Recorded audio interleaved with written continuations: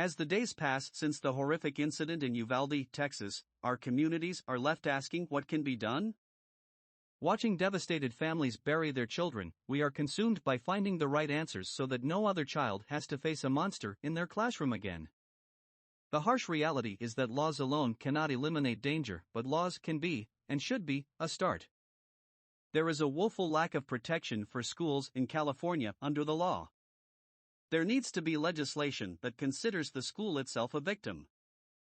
Threatening a school is currently like threatening a vague entity, not a specific person. Prosecutors have a difficult time prosecuting because of this. Despite how horrifying a message is, sending a social media message saying, "Don't go to school today, there will be something bad happening," is not a criminal threat under California law, but in the eyes of parents, it is. The crime of criminal threats is considered a specific intent crime, and prosecutors must prove the suspect intended the statement to be understood as a threat. The threat must also be sufficiently clear, immediate, and unconditional, along with the requirement that the victim be placed in sustained fear for his/her safety or for the safety of his/her immediate family. There is no specific language in this section which considers the safety of the student body or faculty. As a career prosecutor, the frustrating part of proving this crime is navigating prior judicial limitations which have limited a prosecutor's ability to hold offenders accountable. Courts have said the law was not enacted to punish emotional outbursts, nor does it punish such things as mere angry utterances or ranting soliloquies, however violent. In addition, there exists troubling precedents in the law where courts have ruled it's not a crime for one student to email a friend fantasies about torturing and killing another student. While I have always championed our constitutional rights, including free speech, it appears the archaic laws in California, written in the late 80s, have not sufficiently evolved to deal with the phenomenon of modern social media. This can't continue.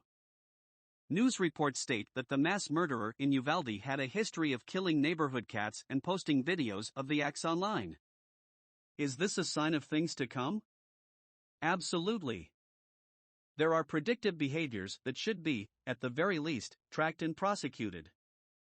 My office views every animal cruelty case as a dangerous, violent crime, and we assign a senior prosecutor to handle each one of these troubling incidents. We need a holistic approach, involving all community and family stakeholders. Schools, mental health professionals, law enforcement, prosecutors, members of the community need to be communicating and building a web that no dangerous person can slip through and harm innocent children. Juvenile offenders provide extra challenges, as their privacy is considered sacrosanct. Court proceedings are confidential, the offenders' identities are confidential, and my ability to speak about the cases we aggressively prosecute is limited. However, I firmly believe that school personnel have a right to be at criminal proceedings regarding their students. School officials have excellent insight into behavioral issues regarding their pupils. Ask a 6th grade teacher if she or he has a student they believe may be dangerous in a few years, they will tell you exactly who and exactly why. When did a juvenile offender's privacy get to the point of outweighing the search for the truth? Looking ahead, the new burden should fall squarely on the shoulders of our legislature to recognize the current problems and effectuate meaningful change. As district attorney, I believe we need to focus on 2 areas.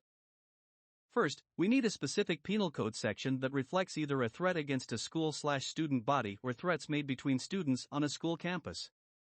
Currently, it's impossible to track such crimes by the listed charges alone. This must be changed so that we can understand the gravity of the situation and truly appreciate what our school administrators are facing. Second, we have to change the law and meet the ever-changing landscape of social media. Laws must be created that acknowledge it's not simply an "I was kidding" situation when a school receives threats which reasonably require action to protect the students, faculty, and provide some semblance of peace of mind to parents. It may surprise you to know that this is not the first time we have attempted to protect our schools. Long before Uvalde, in 2015, I strongly supported SB 110 that would have made these threats eligible for prosecution, but Governor Jerry Brown vetoed the bill. Let's call upon this new administration to act, because we must work together to find solutions, to find ways to harden the target of schools, and to create laws with teeth that will remove troubled and dangerous people from our communities. Metaphorically speaking, we must stop standing outside and listening to the screams. We must act.